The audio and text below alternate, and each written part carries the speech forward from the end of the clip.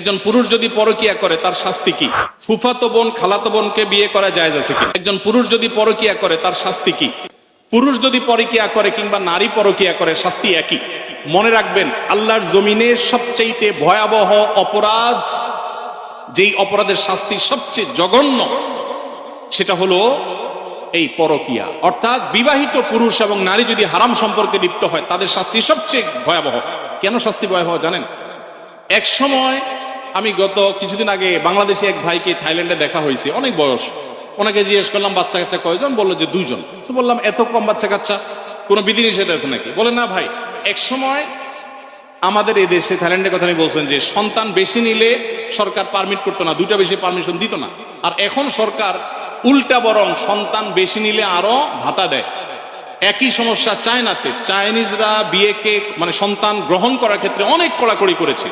এখন বর্তমানে চাইনিজ সরকার পাগল পরা হয়ে যাচ্ছে, কারণ জেনারেশন গ্যাপ তৈরি হচ্ছে, সন্তান কেউ নিচ্ছে না। ইতালিরও একই অবস্থা। গোটা পৃথিবী আজকে সাফার করছে এইগুলোর কারণে।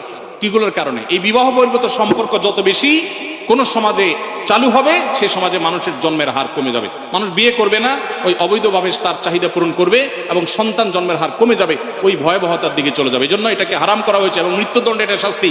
কোন স্বামী কোন স্ত্রী যদি পরকীয়া লিপ্ত হয়, আল্লাহর জমিনে সে সবচেয়ে বড় অপরাধী। শিরকের পর যে বড় অপরাধগুলো, তার মধ্যে থেকে একটা। অতএব এখান থেকে বেরিয়ে আসতে হবে আল্লাহর ভয়ে এবং তাদেরকে নসিহা করতে হবে। নবী সাল্লাল্লাহু আলাইহি সাল্লাম পরকীয়ায় যারা আসক্ত বা অন্যের মানে একজন পুরুষ হয়ে নারীর প্রতি, নারী হয়ে অন্য পুরুষের প্রতি যারা আসক্ত, তাদেরকে বলেছেন তোমার স্বামীর কাছে, তোমার স্ত্রীর কাছে যা আছে অন্য নারী বা অন্য পুরুষের কাছে একই জিনিস আছে, ভিন্ন কিছু নয়। অতএব শয়তান তোমাকে বুঝায় না, সুখ পাবা, শান্তি পাবা। অতএব এগুলো থেকে আমাদের বেরিয়ে আসতে হবে। এরপরে প্রশ্ন হলো, ফুফাতো বোন খালাতো বোনকে বিয়ে করা জায়েজ আছে কিনা? ফুফাতো বোন, খালাতো বোন, চাচাতো বোন, মামাতো বোন, এদের সবাইকে বিয়ে করা জায়েজ। আর যাদেরকে বিয়ে করা জায়েজ, এরকম বোন যারা আছে, বিয়ে করা জায়েজের আওতায় পড়ে, এদের সাথে পর্দা করা ফরজ। অর্থাৎ তাদের সাথে আপনি পর্দা ছাড়া কথা বলবেন না, এবং কোনো প্রয়োজন হলে কথা বলবেন পর্দার আড়াল থেকে, এবং তাদেরকে বিয়ে করা সেটা কি আছে? জায়েজ আছে। আমি এবং আমার ভাই মাঝে মধ্যে শুধু ফুচকা, ছোলা বুট বা চটপটি খেয়ে থাকি। এখন এগুলো খাওয়া কি ইসলাম নিরুৎসাহিত করে? এবং এগুলো খাওয়ার আগে বিসমিল্লাহ বলে খেলে কি ইবাদত হবে? যে কোনো খাবারের শুরুতে বিসমিল্লাহ বলবেন, কিন্তু ফুচকা, চটপটি বা যেটাই খান, দেখবেন এটা স্বাস্থ্যসম্মত কিনা। আপনি রুগী, আপনার সমস্যা হয় পেটে, আপনি এগুলা খান আর গ্যাস্ট্রিকের ওষুধ খান। এটা আমাদের বেশিরভাগ লোকের অভ্যাস, তাই না? একদিক দিয়ে এগুলা খাবে, চানাচুর ফুচকা খাবে, চটপটি খাবে, আবার খায় কি খাবে? গ্যাস্ট্রিকের ওষুধ খাবে। আমরা স্বাস্থ্য অসচেতন মুসলমানরা। আমার অবাক লাগে যখন জাপান, কোরিয়া এবং পৃথিবীর বিভিন্ন দেশে মানুষদেরকে দেখি, তারা স্লিম, তারা সুন্দর, চিকন।